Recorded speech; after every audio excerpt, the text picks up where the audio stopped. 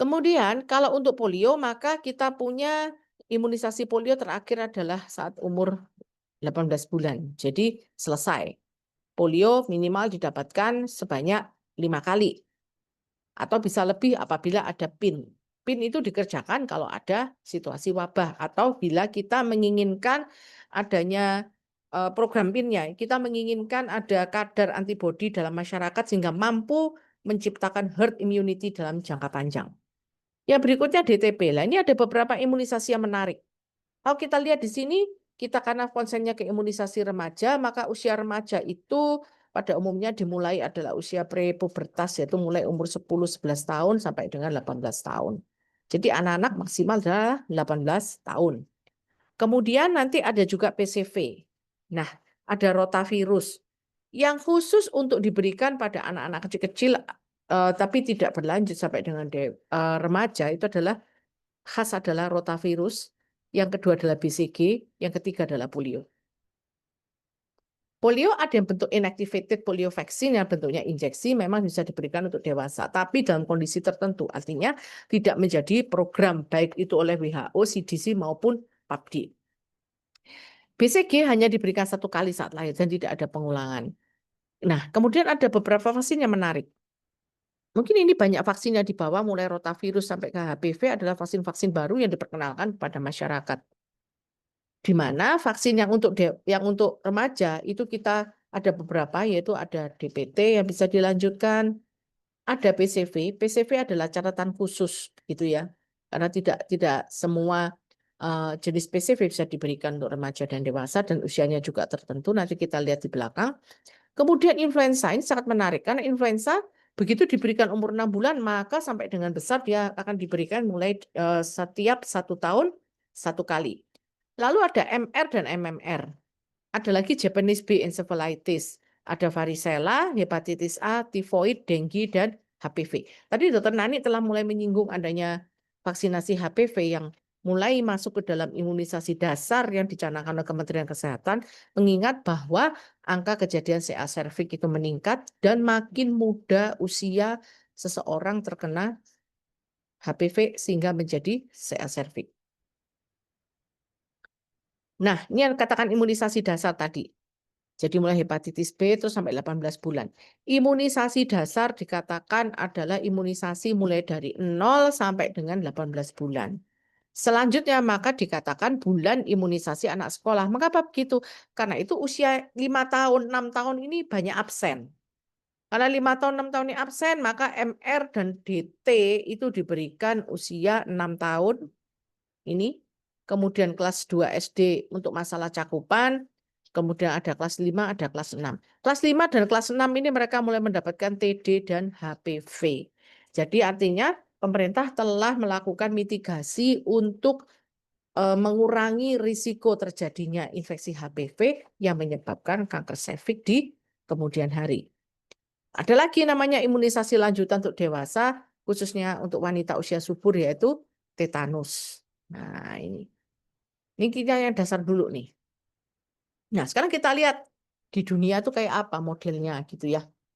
Nah, artinya kita bisa lihat Indonesia ini ketinggalannya banyak apa enggak. Jadi kalau kita tadi ada di dalam Sumpah Dokter bahwa kita akan mengerjakan atau melakukan segala sesuatu yang berhubungan dengan praktik kedokteran sesuai dengan standar. Sekarang kita mau lihat standar kita ini ada di mana. Jangan dibilang Indonesia tidak kalah dengan luar negeri, tidak kalah. Tidak kalah tuh luar negeri yang mana dulu gitu kan. Jadi kalau dari Kementerian Kesehatan mencanangkan bahwa ada kekhawatiran bahwa masyarakat kita akan mencari pengobatan di luar negeri, itu juga berlaku untuk vaksin. Karena sekitar 5 tahun, 10 tahun yang lalu ada beberapa vaksin yang memang justru di Indonesia itu tidak ada. Sekarang kita lihat.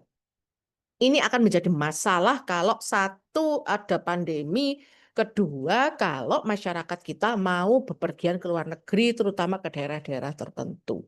Ini saya kasih tanda nih ya. Ini ada imunisasi ada kolera, tick-borne encephalitis, yellow fever ini tidak masuk untuk rutin di Indonesia. Jadi yellow fever ini sekarang vaksinnya ada. Tapi tidak merupakan imunisasi yang lazim diberikan. Artinya dia diberikan hanya dalam kondisi khusus. Sekarang vaksin-vaksin yang ini, Campylobacter jejuni, ini ada nggak penyakitnya? Ada vaksinnya. Ini adalah vaksin-vaksin sebelah sini, sebelah kanan, ini adalah vaksin-vaksin yang sedang dalam pengembangan, sedangkan yang ada di sebelah kiri ini adalah vaksin-vaksin yang sudah tersedia.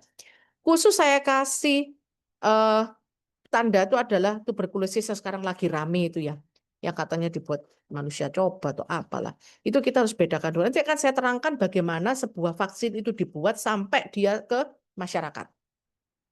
Nah, kita sebagai dokter juga dalam Sumpah Dokter yang dikatakannya dipresentasikan oleh Dr. Sasmoyo tadi bahwa untuk menjalankan praktik kedokteran sesuai dengan standar, maka kita harus selalu meningkatkan pengetahuan kita, menstandarkan kemampuan kita. Jadi yang kita capai sekarang ini sudah standar apa belum? Sudah standar, standarnya mana? Gitu. Apakah untuk internasional bisa diterima? Kalau tidak bisa diterima, maka masyarakat Indonesia juga tidak bisa berpergian kemana-mana dia suka. Nah, contoh lagi adalah RSV. Ini vaksin yang mulai dikembangkan clinical trial fase 3 itu tidak hanya TB. Nah, ini dengue, ini sudah ada sekarang. Jadi dia sudah berpindah kuadran. Ini di sini ada. Kemudian adalah cikungunya. Yang berikutnya nanti mungkin sejawat jangan heran kalau nanti akan ada vaksin terhadap cikungunya, kemudian vaksin terhadap malaria, kemudian vaksin terhadap tuberkulosis yang sekarang lagi masuk. Jadi itu ada. Dan juga terhadap RSV. Vaksin terhadap RSV ini sekarang yang ada adalah untuk lebih banyak bukan vaksin, tapi lebih ke arah itu bukan live attenuated ya. Jadi agak rekominan, tetapi masalahnya dia diberikan untuk bayi umur 6 bulan. Dan itu juga syaratnya adalah bayi yang prematur. Jadi untuk sementara masih untuk populasi itu sehingga kita tidak bicarakan secara luas di sini. Kemudian kita lihat di sini.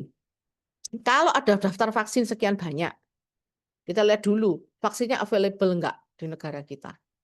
Ini kita lihat ini sekian banyak vaksin, maka ya tidak available adalah yang saya coret. Yellow fever tidak selalu ada, kita harus pesan. Ada hepatitis E, nggak ada. Kolera kita nggak punya, malaria masih belum masuk, tapi yang saya dengar belakangan mulai dilakukan clinical trial fase 3 di daerah Papua. Kemudian ada tick-borne encephalitis, ini penyakitnya memang diperhatikan oleh kutu dan memang tidak endemis di Indonesia, dan yellow fever. Yellow fever memang tidak endemis di Indonesia. Vaksin tuberkulosis ini yang kita punya sekarang masih BCG. Jadi kalau kita masuk dalam clinical trial fase 3, maka seperti juga kemarin vaksin dengue yang clinical trial fase 3 yang dilakukan di Amerika Latin, maka Indonesia akan berpeluang untuk mendapatkan drop-dropan, itu artinya jatah untuk vaksin yang lebih banyak sehingga masyarakat kita akan didahulukan untuk menerima vaksinasi tersebut dibandingkan negara yang lain. Yang kedua adalah kalau memang ada, cost-nya berapa? Artinya biayanya berapa dulu? Apalagi vaksinasi-vaksinasi yang tidak ditanggung oleh pemerintah. Kemudian berikutnya, ada vaksinnya harganya ya masih bisa terjangkau itu relatif ya. Apakah semua orang bisa mengakses vaksin? Beberapa kali ada pasien yang datang ke praktek saya karena di tempatnya tidak tersedia vaksin tersebut. Itu ada. Kemudian apakah orang tersebut tahu tentang tujuan dari vaksin? Karena tidak semua orang tua itu ngerti tujuannya. Pokoknya dia tahu bahwa vaksin itu penting, vaksin itu perlu, bahwa vaksin itu melindungi anaknya, berangkatlah dia vaksin. Atau dia menolak sama sekali. Kenapa? Karena tidak memahami atau tidak mau paham tentang tujuan dari vaksin. Orang kalau sudah ngeyel, tidak mau kita edukasi sampai jelek pun pasti akan nentang terus. Jadi kalau orang yang memangnya suka nentang-nentang itu, oh ini enggak mau, no. Artinya dia memang tidak tahu dan tidak mau diberitahu. Itu yang susah. Dalam konteks vaksinasi yang tidak mau diberitahu seperti ini akan merusak herd immunity. Jadi herd immunity itu akan makin sedikit orang yang tervaksin sehingga makin sedikit perlindungannya. Jadi jumlah orang yang divaksin itu jauh lebih sedikit daripada yang tidak divaksin. Tidak mungkin tercapai herd immunity. Herd immunity akan tercapai kalau orang yang dalam populasi tersebut minimal 75% telah dilakukan vaksinasi. Kemudian berikutnya, sustainable availability enggak. Jadi artinya tersedianya terus enggak atau on off. Beberapa waktu yang lalu pernah ada vaksin-vaksin habis. Mungkin teman sejauh sekalian yang bekerja di puskesmas merasakan ya. Ini habis dipromosikan rotavirus sekarang habis. Habis dipromosikan vaksin untuk polio ini kadang-kadang polionya habis. Sekarang kalau kita lihat di puskesmas mungkin akan jarang ada puskesmas yang menyediakan inactivated polio vaksin. Betul atau tidak? Ya, betul. Kemudian terakhir vaccination refusal dan delayed, nanti yang ditunda-tunda. Kita lihat kemudian. Sekarang berangkat kepada imunisasi remaja. Mengapa imunisasi remaja itu penting? Jadi gini, kalau beberapa imunisasi itu memang memiliki kadar antibodi yang cukup tinggi setelah diberikan dosis lengkap saat anak-anak. Sehingga tidak diperlukan lagi booster saat remaja. Ini contohnya, hepatitis B, hepatitis A, JE, varicella. Ada juga imunisasi yang di mana penyakit-penyakitnya tidak pada dewasa endemisitasnya, lebih pada anak-anak. Contohnya, Haemophilus influenzae B. Kemudian lagi ada PCV. Walaupun tidak semua PCV ya, tidak pun semua pneumokokal. Kemudian ada lagi polio.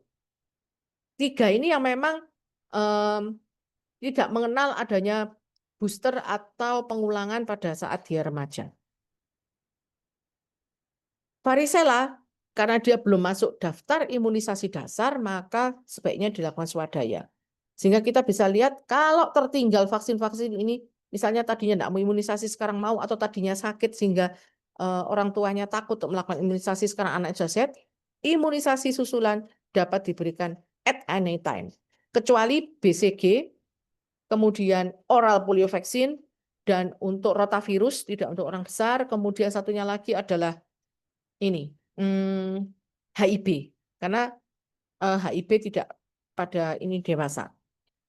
Kemudian imunisasi yang diberi dosis pertama di usia pra-remaja atau remaja adalah HPV. Yang belum ada kesepakatan booster setelah diberikan dosis lengkap. Jadi HPV 9 diberikan pada 01 sampai 6, 016 itu belum ada klausul lagi berapa tahun kemudian dilakukan booster. Ini HIB boleh tidak berikan saat remaja dan imunisasi influenza perlu booster setiap tahun. Pertanyaannya sekarang, mengapa imunisasi influenza perlu booster setiap tahun? Kita tahu bahwa influenza virus itu adalah virus yang tidak stabil. Sehingga vaksinnya pun juga tidak bisa kita berikan hanya once. Itu pertama. Yang kedua, kadar antibodinya hanya pendek, hanya 1 tahun. Setelah itu perlu di booster. Yang ketiga, influenza virus adalah virus yang mudah sekali untuk mutasi. Sehingga pemberian imunisasi influenza tiap tahun, terutama di bulan yang sama, atau bahkan diberikan lebih sering untuk negara-negara tertentu, yaitu 6 bulan itu vaksin influenza yang berbeda, untuk mencegah genetic shifting dan genetic drifting. Genetic shifting itu akan memberikan serotip yang terbaru, kalau sudah drifting maka dia akan menjadi spesies yang baru, itu yang berbahaya. Sehingga ini kita cegah. Itulah sebabnya mengapa supaya virus ini tidak mutasi, maka kita jaga dia dengan imunisasi. Jadi virus ini mengetahui, oh ya, yang ada antibodinya cuma itu aja. Aku tidak perlu melakukan genetic shifting atau drifting. Jadi sangat penting memberikan imunisasi influenza tidak hanya pada saat 1 diajak umroh, kedua diajak naik haji, ketiga mau pergi ke Jepang, keempat takut mau pergi Singapura, kelima karena harus masuk Australia, mau sekolah tuh harus punya sertifikat vaksin, tidak hanya itu, tetapi diberikan tiap tahun. Nah, imunisasi yang lain memerlukan booster bertujuan untuk mempertahankan antibodi agar tetap protektif dan mencegah healthy carrier. Nah, ini kita lihat sebuah penelitian yang ada di Vietnam.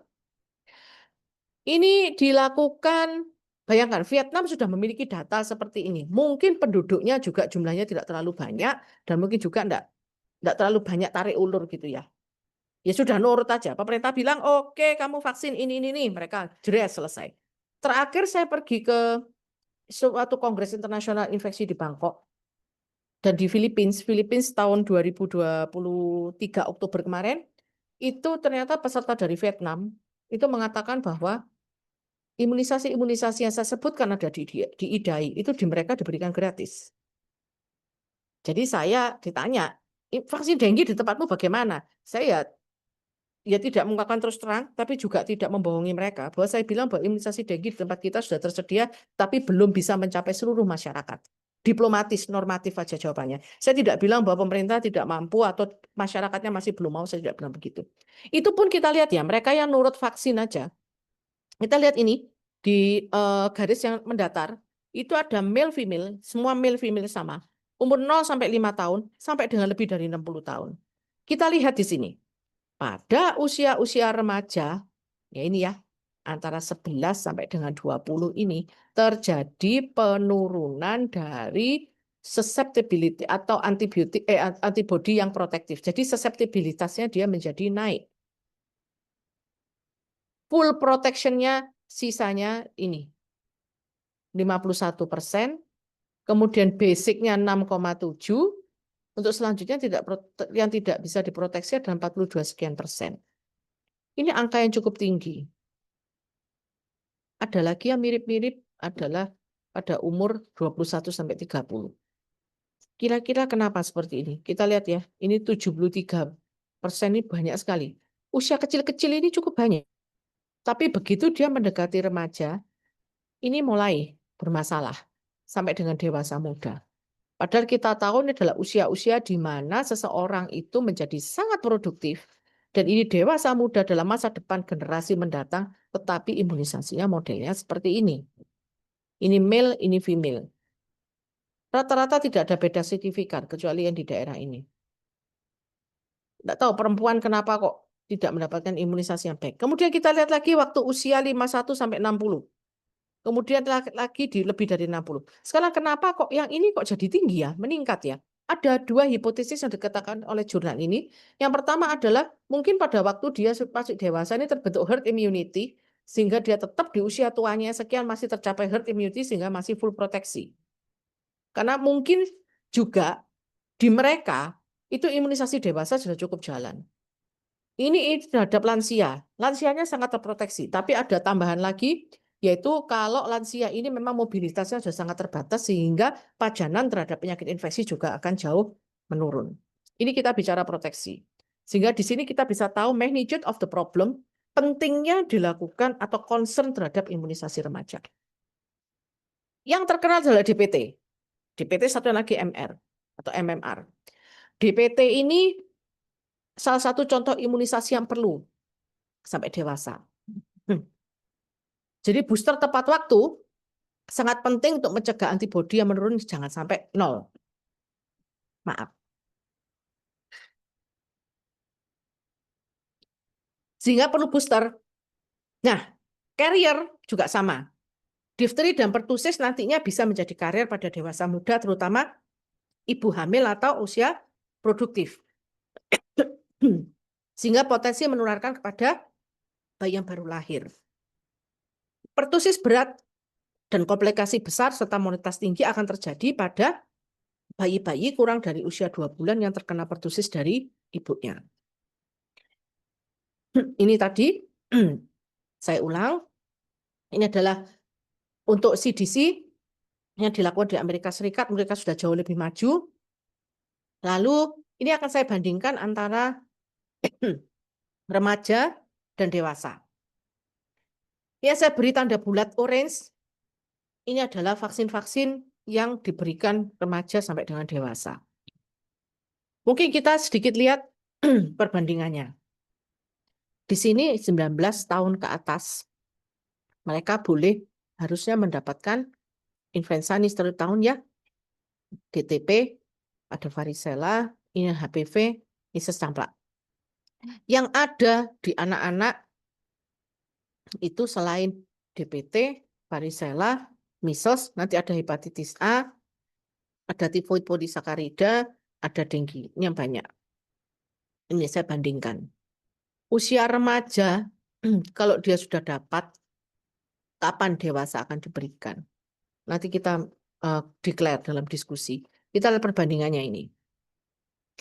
Artinya, kalau kita berikan pada saat remaja, maka hutangnya di umur 19-21 tahun ini akan jauh lebih menurun. Sehingga mereka boosternya bisa di usia yang lebih tua. Ini akan lebih menghemat sebetulnya dibandingkan kalau remajanya tidak dikasih. Sebelum remaja ini dikasih, dia mulai akan sakit berat. Terutama kita lihat bahwa penyakit-penyakit virus terutama, atau mereka yang tidak mendapatkan booster sama sekali. Difteri pada dewasa sering fatal. Yang kedua adalah measles atau campak. Itu pada dewasa sering fatal, komplikasi banyak. Kemudian mumps juga pada dewasa atau remaja. Varicella pun juga begitu. Rubella tentunya untuk ibu-ibu yang hamil itu akan berisiko. Jadi jangan salah. Oh, campak enggak apa-apa. Tapi kalau dewasa, hati-hati. Komplikasinya bisa besar. Varicella pun demikian. Remaja kena varicella dengan anak kecil itu jauh beda klinisnya. Measles juga beda. Kemudian gondongan apalagi? Apalagi kalau laki-laki, anak usia pubertas 12-13 tahun kena mumps, itu sekitar 70% mereka develop orkitis. 80% dari 70% itu bilateral orkitis. 40% di antaranya menderita infertilitas atau bentuk sperma ya, atau azoospermia atau yang oligospermia atau yang spermanya bentuknya aneh-aneh itu sehingga menjadi infertil. Jadi yang perlu kita cermati. Nah, sekarang clue-nya begini. Jika imunisasi saat anak atau remaja telah diberikan lengkap, maka imunisasi dewasa bisa mengikuti tiap periode pemberian booster sesuai dengan leafletnya. Contoh, imunisasi DPT. Kalau pada dewasa kita berinya Tdap. Jadi T besar, D kecil, A seluruh pertusis. Kita berikan, kalau di dewasa tadi ya, kita lihat sebelumnya, imunisasi yang tidak berisiko ini setiap 10 tahun pada populasi tak berisiko. Tapi populasi berisiko, saya seperti saya, maka akan diberikan booster lebih pendek, antara 5 sampai 7 tahun. MR juga begitu. Di dewasa kita kenalnya MMR. MUMS ini sebenarnya sangat penting ya, karena MUMS ini bisa berbahaya. Maaf. Jadi MUMS ini bisa berbahaya. Pada beberapa waktu yang lalu, tahun yang lalu, ada PPDS saya sudah dewasa kan, terkena varicella. Varicella ringan sekali, nggak sampai full blood. Tapi dampaknya apa komplikasinya? GBS. Untungnya nggak apa-apa, full recovery. Jadi ini bukan tidak berbahaya. Jika imunisasi anak belum pernah diberikan, maka imunisasi dewasa diberikan secara lengkap atau penuh dan segera. Begitu ditemukan kasusnya. Nggak pakai ditunda. Begitu ini tadi anak-anak 18 tahun bukan? Ini langsung 19 tahun langsung diberikan. Tidak ada penundaan. Kalau imunisasinya pada remaja atau anak pernah diberikan, tetapi terlambat booster, maka dilakukan catch up dengan jarak antar vaksin paling dekat dalam 4 minggu. Jadi nguber, kejar-kejaran. Imunisasi remaja yang kejar-kejaran begini, biasanya anak-anak yang mau sekolah ke luar negeri. Dokter, anak saya ini mau sekolah ke Singapura. Singapura mempersyaratkan ini. Atau ke Australia, dokter. Oke, sekarang datangnya bulan Mei. Sekolahnya masuknya kapan? September. Terus saya suruh ngejar kayak gimana caranya coba. Belum dapat segala macam. Sehingga akhirnya apa? Tidak ada jalan lain, mereka terpaksa harus mundur sekolahnya. Atau berisiko. Perjanjian dengan sekolahnya bahwa akan vaksin di sana tentu harganya akan jauh lebih mahal. Itu yang perlu perhatian orang tua. Jadi antar vaksin paling dekat 4 minggu kalau remaja atau dewasa. Beda seperti anak-anak ya. Kalau anak-anak kecil-kecil itu mau dapat imunisasi mau 3 tempat, 4 tempat, itu biasanya mereka nggak apa-apa. Karena prinsipnya sebetulnya secara vaksinologi, 21 antigen vaksin itu boleh diberikan pada at one time. Itu nggak apa-apa. Tapi kalau dewasa atau remaja, dokternya bisa nggak tidur 1 minggu atau 2 minggu, 1 bulan untuk memantau kipinya. Itu faktor pertama tentang kipi. Faktor kedua adalah tentang efikasi. Jadi, apakah vaksin diberikan bersamaan efikasinya turun? Enggak. Tetapi ada vaksin-vaksin memang tidak boleh diberikan bersamaan untuk anak remaja atau dewasa. Contohnya imunisasi dengue nggak boleh diberikan bersama dengan MMR, misalnya kayak gitu. Jadi kita tidak bisa, harus kejar-kejaran. Hepatitis B tidak disarankan berbarengan dengan DPT untuk dewasa. Harusnya dipisah. Jadi kalau jarak anak ini tidak pernah dapat imunisasi remaja sama sekali, kalau pertanyaannya, kalau anak ini mau sekolah ke luar negeri, kalau remajanya tidak pernah diberikan, minimal ada 5 atau 6 vaksin remaja. Maka anak ini minimal punya waktu 6 bulan untuk dilakukan vaksin. Ada beberapa vaksin yang boleh diberikan saat bersamaan. Contohnya PCV dengan influenza boleh. Tapi yang live attenuated tidak disarankan untuk remaja diberikan di 2 tempat. Kecuali sangat-sangat terpaksa misalnya pada saat wabah. Nah, kalau imunisasi sudah diberikan, tapi dosisnya hutang. Dokter, dulu anak saya ini pernah dapat imunisasi varicella waktu kecil. Sekarang sudah dewasa, kira-kira gimana? Cukup diberikan 1 kali saja. Kenapa? Karena vaksin yang dulu itu walaupun tidak membentuk antibodi, tetapi sudah mampu membangkitkan sel memori. Sehingga kita berikan boosternya aja 1 kali lagi atau dosis terakhir maka sudah cukup. Ini rekomendasi vaksinasi dewasa dan indikasi medis atau kondisi tertentu, karena remaja dengan dewasa ini kadang-kadang remaja itu datangnya ke dokter dewasa, ya nggak apa-apa, tidak ada masalah. Tapi kita perlu tahu bahwa ada vaksin-vaksin yang seperti ini pada dewasa. Sekarang, bagaimana kita memberikan imunisasi pada pasien imunokompromis? Nomor 1, HIV. HIV ini pasien memang wajib sudah konsumsi ARV teratur minimal selama 6 bulan dan klinis baik. CD4-nya mengalami peningkatan terus, dan sebaiknya mengecek CD4 sebelum dilakukan imunisasi vaksin hidup yang dilemahkan dengan syarat minimal adalah lebih dari 200. Vaksin selain vaksin hidup dapat diberikan dengan syarat anak tersebut atau remaja tersebut sehat. Untuk pasien autoimun gimana dengan steroid lama? Berhenti steroid 1 bulan, jadi setelah steroid sudah selesai 1 bulan dengan klinis baik, boleh diberikan vaksin terutama vaksin yang dilemahkan. Kalau vaksin yang rekombinan atau yang bukan live attenuated, baiknya bagaimana? Sebetulnya boleh diberikan at any time. Cuman kalau pada pasien-pasien imunokompromis, maka kadar antibodi yang kita inginkan untuk protektif itu tidak akan tercapai secara optimal. Pasien kemoterapi sama. 1 bulan setelah fase induksi boleh diberikan vaksin. Alangkah baiknya jika dilengkapi dengan CD4. Sebagai ringkasan sejauh sekalian, maka imunisasi adalah salah satu cara untuk mencegah PD3I atau penyakit-penyakit yang dapat dicegah dengan imunisasi. Imunisasi primer ingat adalah hanya membentuk antibodi awal dan biasanya tidak terlalu protektif karena begitu dia naik pada suatu kesempatan dia harus turun, ini saatnya dilakukan booster. Sehingga booster tujuannya adalah mempertahankan antibodi tetap protektif. Herd immunity kuncinya bukan pada imunisasi primer tapi imunisasi booster, di mana imunisasi remaja lebih banyak dilakukan booster. Lebih aman atau lebih baik untuk herd immunity, imunisasi remaja adalah sebagai booster, bukan sebagai imunisasi primer. Tujuannya apa? Untuk mempertahankan antibodi dan mencegah karier untuk penyakit-penyakit infeksi tertentu, misalkan difteri dan pertusis. Penting untuk dilakukan imunisasi remaja untuk generasi muda yang lebih sehat sejauh sekalian, sehingga kesehatan generasi muda kita ada di tangan kita semua. Demikian, terima kasih. Semoga paparan ini bermanfaat dan kita bisa diskusi. Saya kembalikan kepada moderator, Dr. Linda, silakan.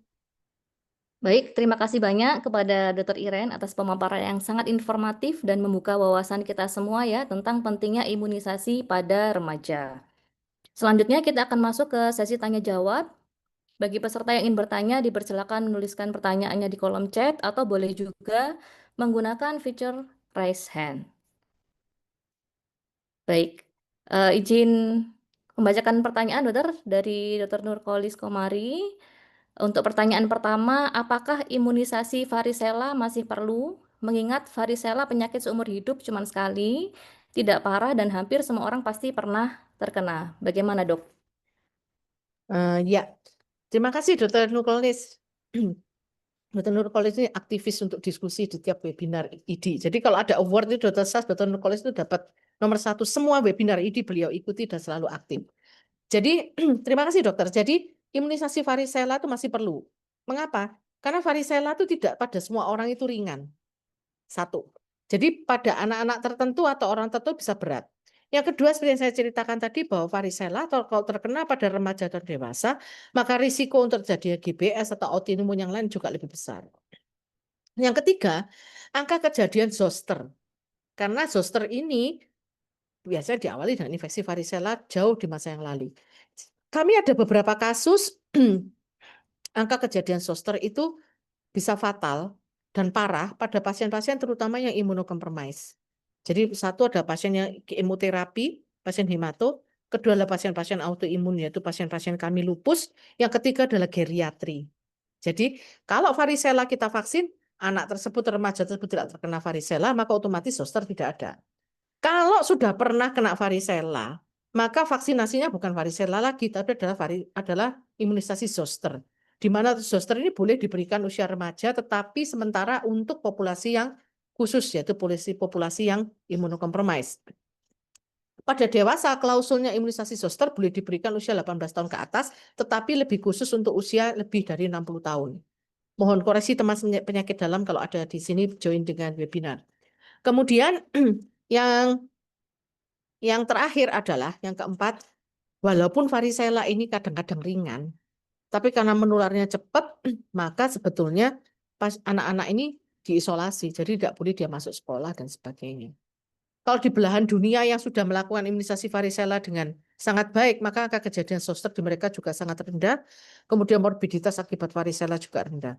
Ada kasus kalau ibunya hamil terkena varicella, trimester terakhir mau melahirkan, bayinya bisa develop encephalitis varicella dan hasilnya fatal, pasiennya meninggal.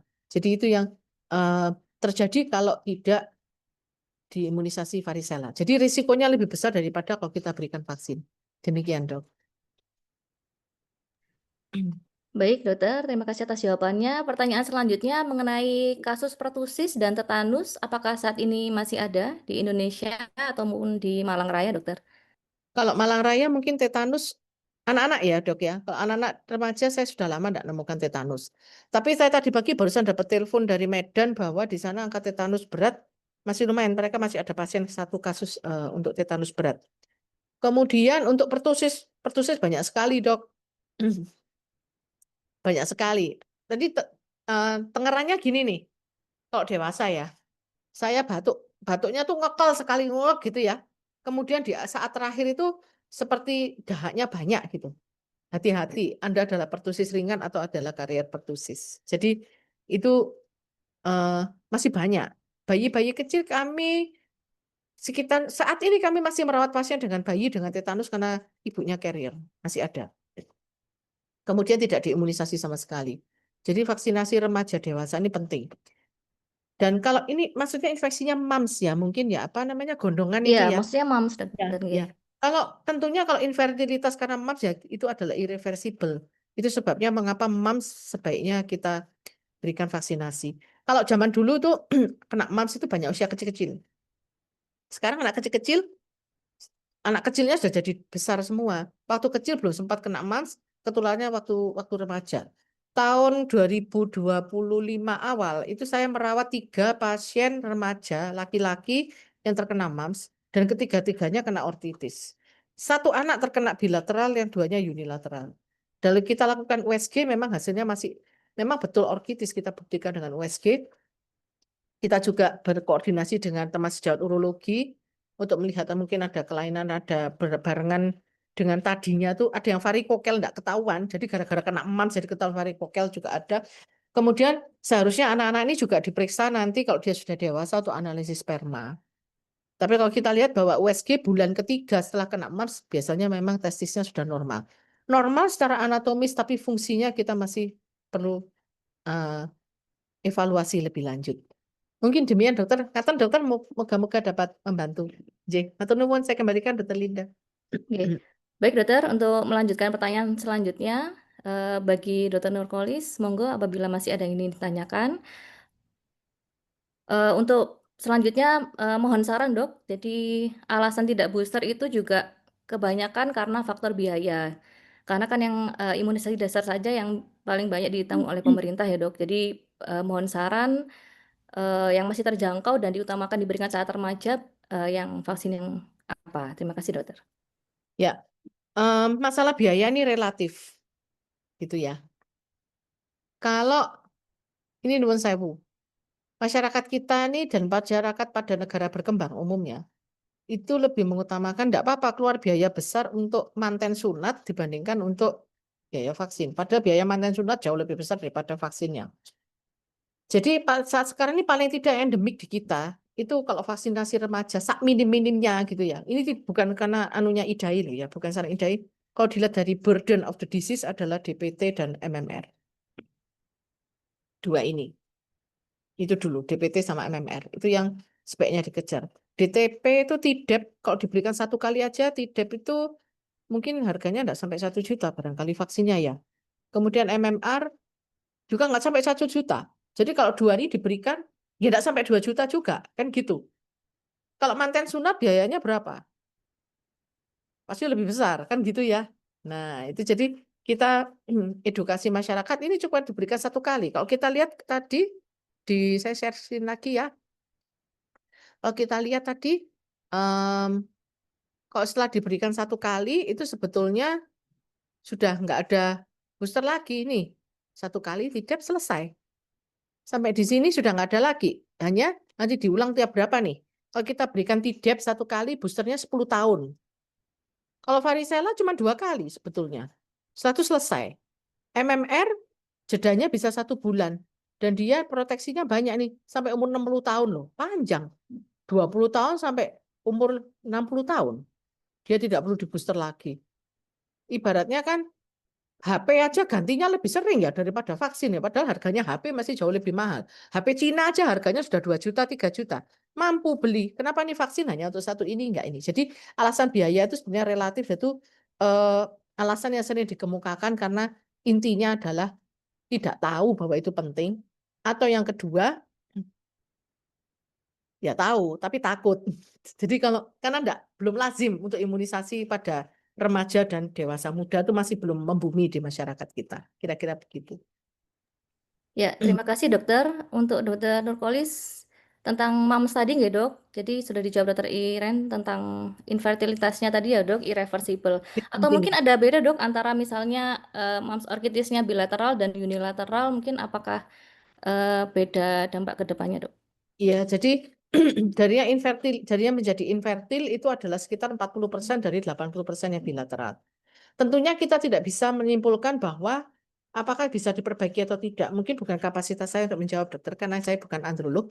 Tapi sepanjang saya tahu dan yang saya baca, memang infertilitas akibat MAMS itu akan sangat sulit untuk diatasi atau bahkan hampir tidak mungkin. Jadi kalau mau punya bayi gitu ya, mungkin dia harus bayi tabung. Karena spermanya harus diambil sudah oligo, mungkin bentuknya bisa aneh-aneh. Yang tersering itu adalah azoospermia atau oligozoospermia. Itu yang sering.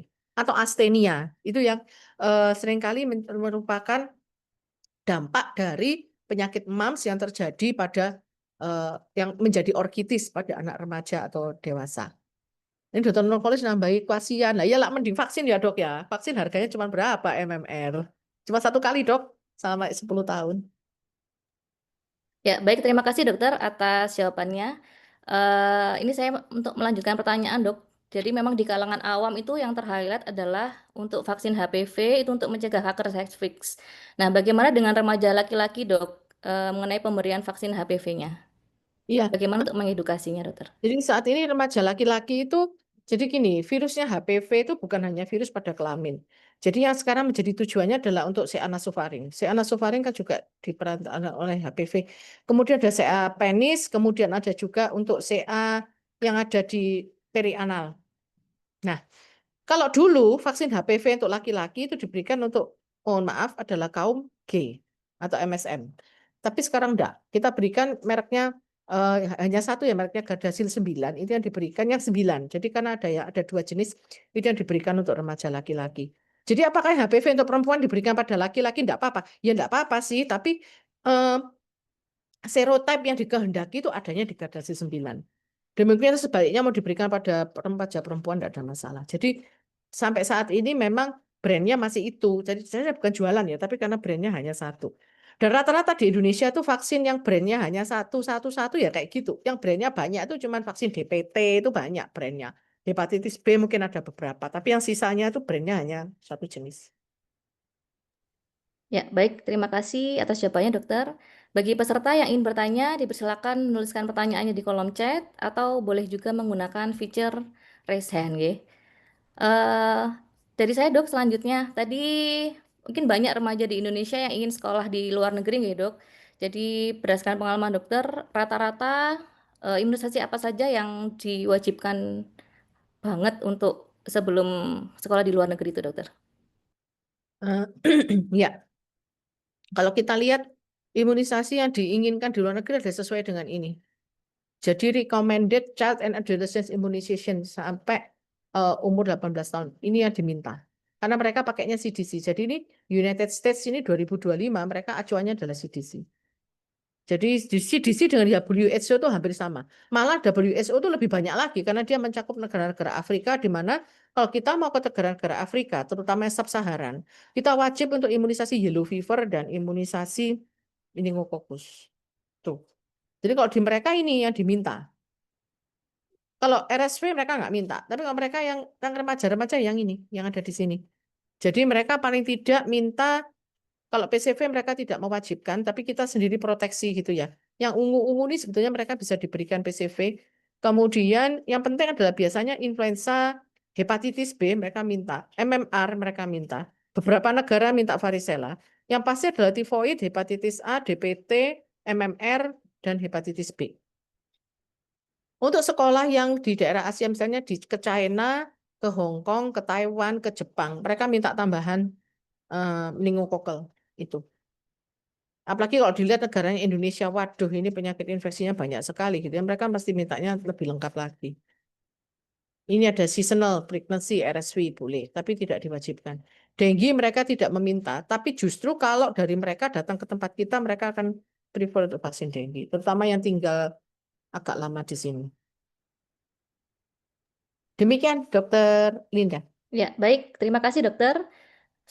Selanjutnya kami persilakan kepada Dokter Nurkolis karena sudah raise hand, Dok. Monggo diajukan pertanyaannya kepada Dokter Iren. Matur nuwun, Bu Dr. Iren. Saya hanya berbagi. Tadi saya tertarik ketika Bu Iren matur, orang kalau sudah anti nggak mau vaksin sampai kapanpun nggak mau. Itu mungkin tidak berlaku. Jadi saya sering sekali menghadapi orang-orang yang anti vaksin, mereka menentang dengan alasan dari sisi agama dan lain-lain. Akhirnya saya dekati juga dari sisi agama. Akhirnya mau juga. Karena apa? Mereka rata-rata yang tidak mau itu kadang-kadang dapat berita bohong, berita yang benar. Tidak benar dan dari sisi agama juga nggak pakai paham. Seperti ngapunten mereka menentang katanya vaksin dari babi itu saya jelaskan tuh. Katanya dari babi itu saya tidak mau. Akhirnya datang ke pondoknya saya terangkan. Ayo buat debat, diskusi sampai semalam suntuk. Saya diskusi, akhirnya mereka mau. Karena apa? Mereka tidak tahu Betul, betul. itu tidak dari babi. Terus kedua, tidak tahu najis itu apa. Seperti itu. Jadi insya Allah kita kalau menghadapi mereka tidak mau itu dari sisi apa dulu. Kalau dari sisi agama ya kita agama. Bahkan kemarin ada juga Bu, ini lucu. Nggak mau divaksin gara-gara katanya saya vaksinnya pakai apa namanya pakai buah-buahan pakai cara alami saya katakan dok, kalau sampai sakit gak usah ke dokter, dokter tidak pernah pakai alami. Akhirnya saya gitu mau akhirnya. Jadi mereka kadang-kadang kita balik omongannya sehingga moga-moga mau. Jadi katanya pakai pakai nabati pakai alami pakai apa madu sebenarnya saya balik sampai loro gak usah dokter tidak pernah pakai itu gitu, sehingga dengan cara begini insya Allah mereka mau semua. Memang butuh sabar, butuh dengan apa ngapunten kata-kata sing halus sing merangsang kok merangsang sing mengetuk gitu ya. Itu ngapunten hanya berbagi aja Dokter Iren, ngapunten jangan. Matur nuwun, Dokter Nurkolis. Karena ada beberapa komunitas memang betul-betul diedukasi nggak mau. Hanya mau satu kali, setelah itu hilang. Jadi kebetulan anaknya meninggal karena difteri beberapa waktu yang lalu. Dan memang grupnya kelompok yang memang restricted sekali dengan vaksin. Dan yang datang ke sana sudah, ya tentunya bukan saya ya yang datang ya. Saya yang datang bukan saya gitu ya. Waktu itu di tempat kami ada Dokter Eri Ulivianto sama Dokter Fahruluddin. Itu yang edukasi ke kampungnya ini tuh. Awalnya mau satu kali, tapi setelah itu enggak mau lagi, didatangi lagi, enggak mau menemui, enggak mau apa ya, modelnya kayak gitu. Ya sudahlah. Akhirnya kita, jadi ada, ini lagi saya agak lupa. Jadi kalau misalnya ada komunitas begitu, kita kurung gitu ya. Jadi kalau komunitas ini tidak mau, maka di sekitarnya ya masih bisa kita edukasi, atau di sekitarnya proaktif dengan vaksin, itu yang kita vaksin dong. Itu akan lumayan untuk apa namanya ya, menimbulkan herd immunity, termasuk walaupun ada komunitas yang seperti itu. Memang seringkali tidak paham. Atau kalau gini dok, sudah kadung sakit lah itu baru. Jadi kayaknya sakit pertusis ini tadi, alasannya, anu dokter saya enggak vaksin karena apa? Tiap kali mau vaksin anaknya sakit, ya nggak mungkin lah anak mau sakit terus gitu ya. Memang ada takut panas itu loh dok, takut kipi, takut efek samping itu menjadi salah satu alasan yang cukup sering untuk orang tua tidak memberangkatkan vaksin. Tapi yang kelompok yang betul-betul tidak bisa diedukasi memang ada. Dan salah satu caranya adalah kita mengunci kelompok ini di mana sekitarnya kita vaksin. Mungkin nanti Dr. Nurkolis bisa kita mintain tolong ya dok ya, kalau misalnya ada yang model-model begini, boleh ya dok ya? Karena ini sangat-sangat membantu dok nantinya untuk kita eradikasi PD3I dok. Matur nuwun Dr. Nurkolis. Ya, terima kasih Dr. Iren dan juga Dr. Nurkolis atas insight-nya yang sangat bermanfaat pastinya di tempat praktek kita ya, karena pasti selalu ada aja yang seperti itu. Baik, untuk selanjutnya dari Dr. Tika, bagaimana urgensi vaksin HPV dok? Dan mohon maaf ini menanyakan biayanya berapa dok? Ya, saya enggak tahu biayanya, enggak bisa ngomong biayanya berapa. Tapi yang jelas untuk vaksin ya mestinya enggak sampai berjuta-juta gitu ya. Dan lagian vaksin HPV kan memang untuk remaja sudah jadi program untuk pemerintah. Jadi kita nggak perlu khawatir karena sekolah-sekolah sudah diberikan. Hanya untuk dewasa, yang jelas begini dok. Harga yang kita tukarkan untuk vaksin itu pasti jauh lebih murah daripada kalau terkena sakitnya. Kalau terkena sakitnya, apalagi yang HPV ya, HPV ini arahnya ke CA. CA itu tidak pernah ringan dan biayanya tidak pernah sedikit. Saat ditanggung-tanggungnya BPJS tidak akan pernah sedikit. Dan yang ketiga, memang faktor psikologisnya akan sangat besar kalau CA, menurut saya gitu. Jadi era di mana vaksin HPV itu masih belum tersedia, sebetulnya kita mampu dan mau untuk lakukan vaksin, tapi vaksinnya tidak ada atau tidak available, seperti saya katakan di slide yang terdahulu, maka kita nggak bisa apa-apa untuk melawan disease-nya. Gitu. Jadi berapapun harganya, itu kan pasti jauh lebih murah dibandingkan kalau sampai terkena sakit tersebut. Itu mungkin yang kita bisa edukasikan ke orang tua juga. Di samping masalah manfaat dan masalah KIPI yang harus kita sampaikan. Ya, baik, terima kasih jawabannya Dr. Iren. Saya kira sudah tidak ada lagi pertanyaan, G. Itu Ya. Dr. Eko dilarang manten sunat sebelum imunisasi dasar. Oke. Oke, betul. Seperti yang dikatakan Dr. Iren tadi ya. Jadi mungkin yang adat-adat itu harusnya dicapai kalau sudah lengkap dok ya imunisasinya ya dok ya. Oke. Baik, alhamdulillah materi pada hari ini sudah selesai. Mengingat kembali yang perlu diingat yaitu betapa pentingnya imunisasi pada remaja ya. Jadi tidak hanya pada anak balita saja. Jadi untuk para remaja, yuk dicek kembali kelengkapan imunisasinya ya, yaitu HPV, dengue, ataupun imunisasi booster ya, DPT, mumps, influenza, tifoid, atau bahkan catch up dari imunisasi yang belum pernah diberikan sebelumnya ya. Masih bisa hepatitis B, hepatitis A, varicella, dan lain-lainnya sesuai riwayat imunisasi sebelumnya. Jadi harapannya tenaga kesehatan, guru, orang tua, siswa, dan stakeholder lainnya turut berpartisipasi dalam mensukseskan program imunisasi pada remaja untuk masa depan Indonesia sehat. Saya mengucapkan banyak terima kasih yang sebesar-besarnya kepada Dr. Iren atas ilmu yang telah dibagikan. Terima kasih juga kepada panitia yang telah memberikan saya kesempatan di sini, juga kepada semua peserta yang telah bergabung siang ini. Semoga apa yang kita pelajari hari ini dapat bermanfaat dan menjadi bekal untuk terus meningkatkan derajat kesehatan anak-anak dan remaja kita, salah satunya melalui imunisasi yang lengkap dan tepat waktu. Dan jangan lupa untuk mengikuti kegiatan edukatif lainnya dari Ikatan Dokter Indonesia Cabang Malang Raya. Terima kasih atas perhatian dan partisipasinya. Akhir kata, wassalamualaikum warahmatullahi wabarakatuh. Selamat siang dan sampai jumpa. Berikutnya saya kembalikan acara kepada MC Dr. Serafina. Baik, terima kasih kepada Dr. Iren dan Dr. Linda atas ilmunya dan diskusinya yang tentunya sangat bermanfaat bagi kita semua. Terima kasih juga kepada seluruh sejawat senior yang telah mengikuti acara webinar ini dari awal hingga akhir. Untuk selanjutnya, izin untuk saya menutup webinar siang hari ini. Semoga hari ini akan menjadi hari yang baik dan bermanfaat bagi kita semua. Dan sampai jumpa di webinar Sineu seri-seri selanjutnya. Terima kasih, dokter. Terima kasih.